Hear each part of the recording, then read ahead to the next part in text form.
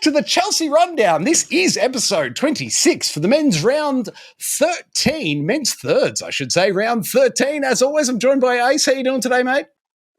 Just still wiping away the tears from the weekend's loss. And look, it was a tough game, and we always knew it was going to be a tough game. And realistically, Springvale are probably the barometer for us and every other team in the league currently if we want to try and get over the hump and get that proverbial flag in our back pocket. So, look, this was a good testing game, and I thought we did really well for probably 3/4 of it and just seemed to slip away at the end. Yeah, I agree, mate. We held on there well at the front, and it is really starting to remind me of that Mornington side from last season. So I'm very much enjoying facing off these guys later. Hopefully we can trounce them. But, mate, tell me, who took the field for us on the weekend? So pretty standard. The only one out this weekend was Brooksy, but we had Connor, Roscoe, Matty D and Ace leading off the top four. Tommy got a bit of a promotion into 5 and did not disappoint. He might be taking my spot in that number 4, maybe even promoted to number 3. Dazzler, Nico, Lukey Martin, Humbles, and yourselves. Indeed. Brooksy, you were sorely missed. Do you know he's going to be joining us this weekend, mate? I believe so. He was away for the long weekend with the kids, so he was just having a bit of a getaway, and probably with the new missus, who he's not allowed to bring down because she brings a bit of bad luck to him in the batter's box. But all the best to them. I'm sure he had a lovely weekend, and we look forward to having him back. Indeed. Perfect work. Good on you, Brooksy. All right, now, mate, talk to me about the pitching/fielding for the day. Look, the pitching was pretty standard. They pitched really well, and unfortunately, we just came up against a side who was really good hitters, and they were very, very patient in the batter's box. And anything that wasn't thrown in between the lines, compiled with a pretty tight strike zone by an official umpire, made it a bit of a hard day. Now, in comparison to last week, we had 1 walk for the entire game. This week, we had 14, and the boys pitched amicably and strong, and unfortunately, coming up against a side like this, they were able just to hit gaps and hit balls over the infield and didn't give us too many opportunities. When they did give us opportunities, we took them. We only had the 2 errors on the day. So we were pretty solid in the field, but again, a solid hitting side. You've got to appreciate anyone who can get up there and look left and look right and say, there's a bit of a gap over right, or there's a bit of a gap over centre left, and I'm just going to pop one over second base's head and see what they can do and force them to do something. And compile that with a couple of walks and a few guys on base, it ends up being a detrimental effect for us. Yeah, absolutely, mate. They are a very, very good side. Now, Janine was saying, obviously Janine caught on the weekend for Springvale. Hey, Janine, how you doing? But she's coming back and playing with us in winter, mate. My question is, do you reckon we can convince her to bring with her the batting coach from Springvale? Well, I talked to Buzz, Scotty Bailey, after the game and prefaced that I would love to have him down at the club.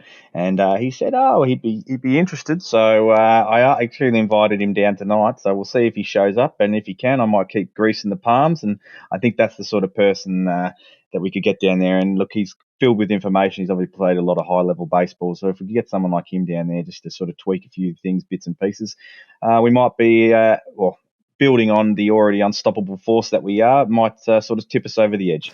I like the sound of that plan, mate. All right, talk me through the batting. We didn't do too badly. Again, it was 5 hits for the day. I think last week we had 10. So, you halve your hits. And again, these guys were pretty solid. Scotty Bailey, I think he knew who he was facing, and he knew who to give maybe a little bit more heat to, or who to throw a little bit of trickery at, and he definitely had me in all sorts. I was topping balls and just couldn't really get onto anything. Luckily, yourself, Roscoe, Tommy, and Matty D all had some nice hits on the day. Obviously, your hit led to our sole run for the day, which was an absolute ripper. But unfortunately, we just could never really get anything going. The other thing, were they great in the field? They weren't too bad. They were pretty sure-handed. They only amassed the 3 errors on the day. But other than that, we just could never really seem to get anything going, which is unfortunate. I think that we're a pretty good hitting side on our day. Look, obviously losing Brooksy who's leading our team in average hurts us a bit, and hurts that stability of knowing that you're probably nearly going to get a hit every time. But look, hats off to him. He threw strikes, and he made us hit him, and unfortunately we just didn't hit him into the gaps. I've got one question for you, mate, and I doubt you've got the stats for it, but do we know how many times Brooksy's led a rally for us? Because I reckon Brooksy's bat, not just his hits, but when he gets on, he fires up that whole bench and everyone sort of jumps on board. So it's not just his bat we're missing, we're also missing his spirit, I think. No, I think you're mistaking me for Brooksy, obviously, with the spirit factor and the rallying calls.